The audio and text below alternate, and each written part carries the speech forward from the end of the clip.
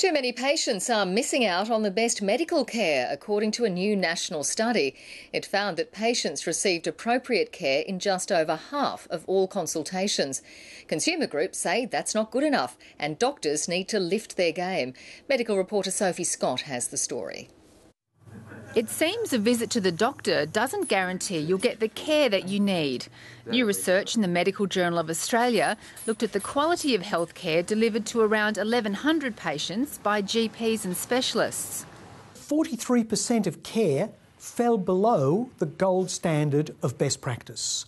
They found the quality of medical care in Australia was highly variable. While some patients got good treatment for conditions such as heart disease, other doctors weren't so adept at dealing with issues like alcohol abuse, antibiotic use and obesity. So, for example, antibiotic use.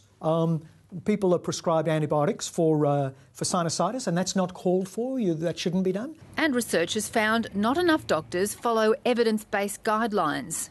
There are so many new guidelines coming out all the time. It's very hard to pick out which one is the right one that we all should be following. But consumer groups say that's not good enough. It seems to be a case that there may be too much information out there. This could be a time to actually look at the amount of information that's there and rationalise it, make it more accessible and more useful for consumers. Experts say healthcare could be improved if both patients and doctors use health apps on their smartphones, so patients and doctors can monitor their symptoms.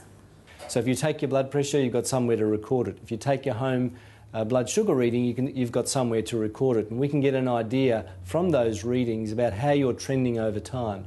Health authorities want to develop online guidelines which can be easily updated so both patients and doctors know the type of care to expect. Sophie Scott, ABC News.